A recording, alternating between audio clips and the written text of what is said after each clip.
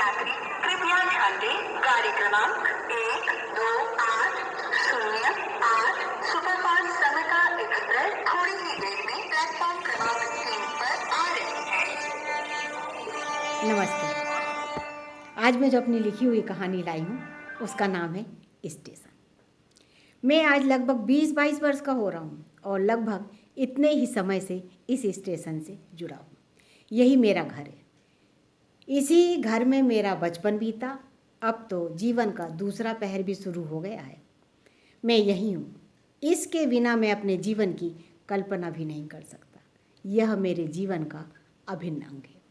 मैं अपने बचपन की बातें कुछ ज़्यादा तो नहीं जानता, पर यहाँ के दुकान वाले बताते हैं, खास करके खिलौना वाले अंकल कहते थे, तू कोई 2.5-3 बरस का रहा होगा।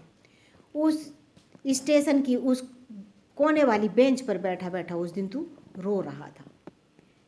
मैंने देखा तो सोचा कोई आसपास होगा तो थोड़ी देर में आकर तुझे ले जाएगा। तू बैठा बैठा वहाँ रोता रहा और फिर थक कर सो गया। कुछ देर बाद उठा तो फिर रोने लगा। मैंने एक बिस्किट का पैकेट लिया और तेरे पास गया। तू शायद भूखा था, इसलिए बिस्किट तूने खा ली और फिर चुपचाप बैठा बैठा यहाँ वहाँ देखता रहा। मैं खिलौना वाले अंकल के साथ ही फिर रहने लगा। फिर तो रोज़ यही मेरा सवेरा होता और यही मेरी रात। खिलौना वाले अंकल ने मुझे एक खिलौना रेलगाड़ी दी थी। मैं उसे लिए घूमता रहता और कभी उसे देखता और कभी स्टेशन पर खड़ी रेलगाड़ी को। कभी सब्जी पूड़ी वाले ठेले पर जाकर ढेर सारी बातें करता और कभी किसी दूसरे से। कभी कभी तो खिलौना रेलगाड़ी को लेकर कू और छुक छुक छुक छुक की तेज आवाज़ करते हुए दौड़ने लगता। अंकल देखकर मुझे बहुत खुश होते थे। अंकल ने मेरा नाम सरकारी स्कूल में लिखवा दिया था। मैं कुछ ज़्यादा तो नहीं पढ़ पाया, थोड़ा बहुत हिसाब कर लेता हूँ। पढ़ाई के बाद खिलौना वाले अंकल ने के साथ मैं इसी ठेले के खिलौने बेचता। कोई भी रेलगाड़ी जब स्टेशन पर रुकती तो अंकल कहते, बेटा ज़ोर से आवाज़ लगाओ, ज़रूर कोई अपने बच्चे के लिए खिलौने खरीदेगा।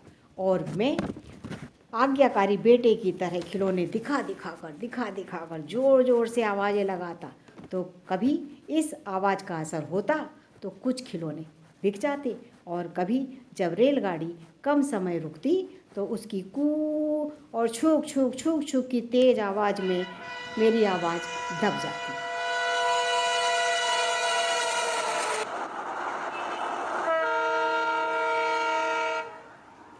जिस दिन खिलौने की अच्छी बिक्री होती तो अंकल मुझे शाबाशी देते और इनाम में कोई अच्छी सी टॉफ़ी भी दिलाते। इसके बाद तो मैं दुगने उत्साह से अपने काम में जुट जाता था। अंकल के सहयोग से मेरा घर संसार बन गया और उनकी सहयोग राशि से मेरा एक छोटा सा सुंदर घर। अंकल अब धीरे धीरे बुढ़ापे की ओर कदम बढ़ा रहे थे।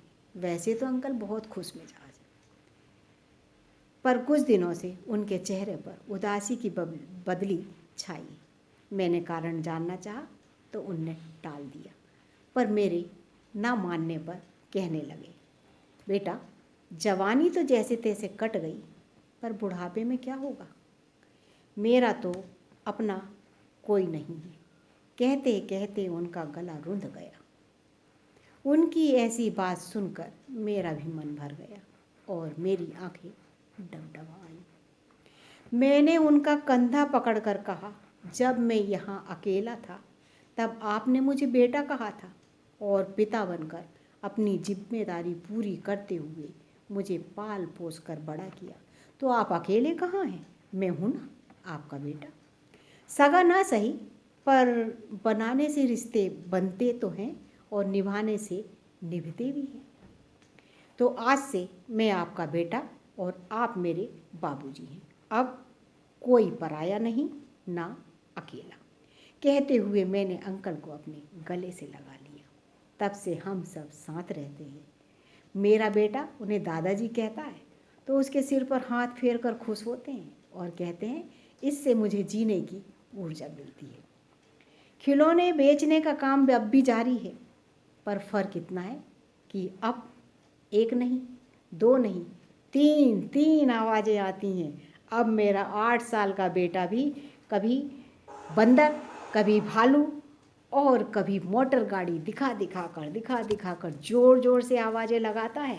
और रेलगाड़ी चले जाने पर खिलौना रेलगाड़ी को लेकर कू और छुक छुक छुक छुक की तेज़ आवाज़ करते हुए दौड़ लगाता है।